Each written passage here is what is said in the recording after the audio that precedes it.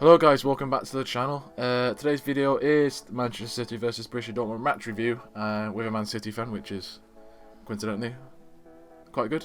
I've just actually realised as well that you're wearing Borussia Dortmund I know, shirt. I did it on. This is on fantastic, purpose. and I've got a City shirt on, so this is like kind of on purpose. First of all, if you haven't seen the game, sorry. We're basically going to spoil what's happened now. Manchester City beat Borussia Dortmund 2-1. Goals from Kevin De Bruyne. Just signing your contracts. Phil Foden and Marco Reus. First of all, Harry, deserved or? As in on the whole balance of You the tell game. me. I think a few things were deserved in the game. I think on the balance of play, City probably just deserved to nick it. Not to kind of discredit Dortmund, I thought they did play really well, and a few players in particular, I'm sure we'll come on to, played really well as well. But City had a lot of chances to kind of put the game to bed, and in the Champions League, if you don't put them chances to bed, you're punished. At the end of the day, it took a last minute sort of winner. Go through the kind of like the main parts of the game. So in the first half, it looked like City looked very dominant. Yeah. Actually, do you know what? First 20 minutes, I thought Dortmund controlled the pretty play. well, yeah. But I felt like more chances in the first half that happened in bar the one we're going to talk about. It's all Man City. Obviously the De Bruyne goal. He's just too good, isn't he, Kevin De Bruyne? I think it was the first time City had actually won the ball back high up the field. I think it was Chan who give it away. Yeah, it was. To Mahrez, and De Bruyne had kind of just did his thing, and then was in the right place at kind of the right time for Mahrez to pull it across to him.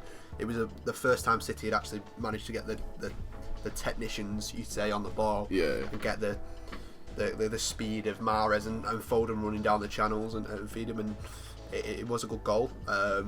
And it kind of kick-started City, I thought, in that half to get that goal and kind of kick on for the rest of the half. There's obviously the penalty one, which got given originally, and then the VAR, completely. and then VAR cancelled it. Obviously, I'm guessing right that the referee give it for a high boot. Yeah, because at first I appealed in my living room. I appealed for a high boot because I thought, hang on, but then I went, and then we look back at it. It's just... We look at it, we're not even looking back at it, and then I kind of went, as soon as I appealed for it, I went, that's not going to get given, is it? Because it didn't even go past his knee. Because even if it was a high, even if his foot was up, Rodri, it was a down header. Yeah. I mean, it wasn't like a and even if you were trying to go for the knee, he's not even sure if he made contact with the knee. You can't even tell. It looked like handball as well by Rodri, they were saying, and Rodri handballed it as well. So and even so, like Chan wasn't looking at Rodri. There was no. He was trying to just block the ball. Rodri runs towards him to try and attack the ball. There was nothing in it really. I think City weren't too. There wasn't many complaints from the City team after it was. And obviously at the end of that first half, obviously the Jude Bellingham incident. First of all, I think it should be a goal. Do you agree? It should have been a goal. I think universally agree. I think there's nothing. It's more. I'm more annoyed in terms of the whole rule about it, because if the referee thinks that's a foul, fair enough, right? But he should let Bellingham play on, put the ball in the back of the net, then blow. I think that was a foul on Ederson. That's what the rules are. Let the play continue, like offside. Let the play continue. At the moment in time, no matter what you think about the rules, these are the rules. You let play continue. Bellingham puts the ball in the back of the net. Referee Bolden thinks, I think that's a free kick. VAR can look at it and go, look, we don't think it's free kick. Like the penalty there, go and look at the monitor. You can quite clearly see that Bellingham has nicked the ball. If anything, Ederson's volleyed Bellingham, and Bellingham's done well to stay on his feet. So yeah, that goal should have stood. But that is more to do with the officiating more than VAR. I mean, it's quite funny. In instances offside, the ref won't blow the whistle even if it might be offside, and they let go on. But that instant, it doesn't work. I mean, in the Premier League as well, there was recently in the West Brom versus Brighton game, Brighton scored a free kick. Yeah, it's similar to that incident. But the ref blew the whistle just before the ball went in the net for like a second time, and it got cancelled. It's just silly. But it's the same with offsides, isn't it? They've got to iron out what the rules are. Yeah. It's like, I'm a big advocate of. I want them to stick to the rules, but there's also a point where there's some obvious offsides that they're letting play on. Yeah, and someone get injured. Yeah. You know what I mean? Like, I'm all for it, because I know I get really annoyed sometimes when players have played through on goal and it's a tight offside, and if they put and it's been called, but obviously if it had not been called and they put the ball in the back of that and they can see they were onside, you know what I mean? So there's got to be more clarity in terms of the rules, whether that's a few changes or there's just got to be one set way of doing it. And that one, what was I think was more shocking about that one was that it wasn't like, I don't know, it wasn't like there was another defender that could have covered, and like Bellingham literally just had an open net. I know. There wasn't like any chance of a defender covering. Or... And also, it was an open net as well. He blew when Bellingham was 6 yards out. It'd be nice to know what he gave the foul as. I've seen a lot of people say it'd have been for the. It would have been, I assume so. No, I assume studs up. The studs up. The funny thing is, he got booked for it as well. Obviously, he got his yellow card, and Emre Can got yellow card as well. So I was laughing to one of my mates in work saying, you can imagine Emre Can getting booked for a tackle, so with Man City on a counter attack, and Emre Can getting sent off because that yellow card he got booked for the Rodri high foot didn't get rescinded. Yeah. So he could have been on a red. He could be on for a red card if he could have been, which is still silly to me. But again, we've said this virtually every time we've made a video on some sort of football game. Again, we're sat here speaking about officials' decisions. It's just, I don't even. To be fair, as much as I hate VAR, that wasn't the VAR's problem. That was the rules. Yeah. You know what I mean, the rules are so varied and used in different ways that, at the moment in time, referees are changing it as they're going along. And the correct way to the law would have been allow that to get on and let VAR get involved, but he's not let that happen because he's so. How can you be so certain that is a foul? Like, even look, right, if they're running quickly, I can understand that he might think it's a foul, right?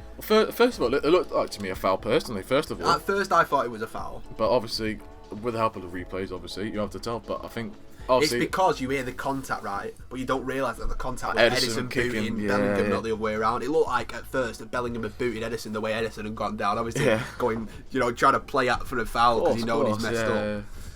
But yeah, again, look, we're talking about refereeing decisions. Move on to the second half of the game now. Obviously, Man City had a plethora of chances. The Foden one, where 6 yards out, sticks to mind to me personally. Any other chances? Bar that one, trying to think before the it's the Foden chances are the big ones. Could have been well out of sight. Could have been the pullback is the big one, but the other two a bit more of a half chance. The one on the edge of the box and the one he created for himself by just completely skinning through. Ridiculous yesterday, man. But the thing is though, that Dortmund right side, that Knuth and over that right back was. I've never heard of him in my life. That Knuth played 46 minutes of professional footy, senior footy for Dortmund. And he was thrown in yesterday. Obviously, that would have been the side Jadon Sancho would have been on if he was fit. Obviously, he was a big miss for Dortmund yesterday with his kind of pace. But that was before the equaliser. That was City's big chances, Foden, and I think Pep's always said in the past that in the Champions League you've got to have a mixture of luck. We got the luck with the Bellingham goal that should have been goal, and you've got to take your chances in front of goal because there's top strikers and top attackers in the world are always going to open you up no matter how good your defence is. So just taking your chances is the most important thing, and City were made to pay for not taking their chances in that instance. The Haaland as well only had about 2 chances that I specifically remember. Obviously, they both got smothered by Edison as well. Did you seem worried at all when he was running with the ball? I had. He's scary to watch. It's the way he runs. He runs so menacingly, like he's gonna kill you. I thought Haaland had a bit of a mixed game yesterday. I just don't think he had a chance to get in the game. Like, the game didn't really suit Haaland yesterday. There's a few times where he's shown his quality. I mean, we'll come on to the goal. That was him showing his sort of target man type of quality. But there was a few times where, I know one in the first half where he nearly was slipped through and his touch took it behind him.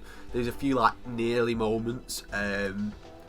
So I don't think there was a chance where you could say Haaland should have scored there, or you know what I mean. So he'll be right up for it for the second. Oh yeah. I mean, I was more saying he basically looked like he was going to create a chance every time he went forward with the ball. I mean, yeah, if top strikers doing, it's the fear factor. Yeah, he looks scary. And he runs 20 goals in what is it? 11, I've never seen a guy 14? outstrength Ruben Diaz as well. By the way, he bounced Ruben Diaz off twice when he's chanted. I was like, oh my god, Ruben Diaz just got sent to Lidl on a power. It was ridiculous. His physique is phenomenal. We'll talk about the Dortmund goal quickly before the Man City win it.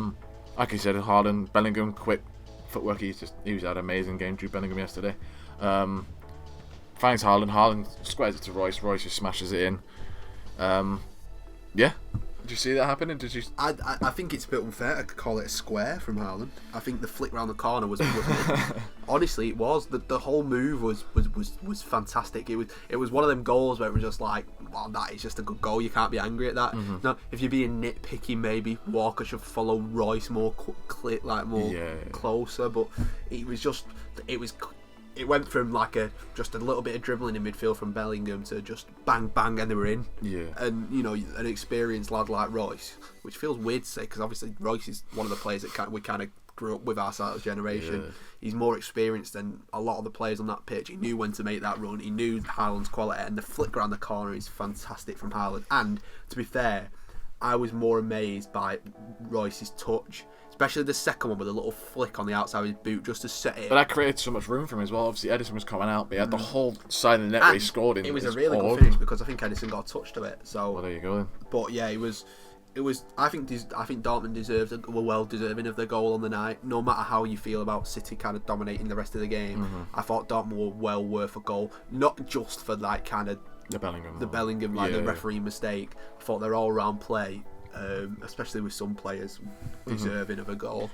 And I thought that was it then, personally. I thought that was it, a draw. Unlucky for Man City. But then obviously Phil Foden, De Bruyne, just being Kevin De Bruyne again, once again being the absolute, probably second best player in the world. Probably maybe best player in the world right now. Probably a conversation to talk about.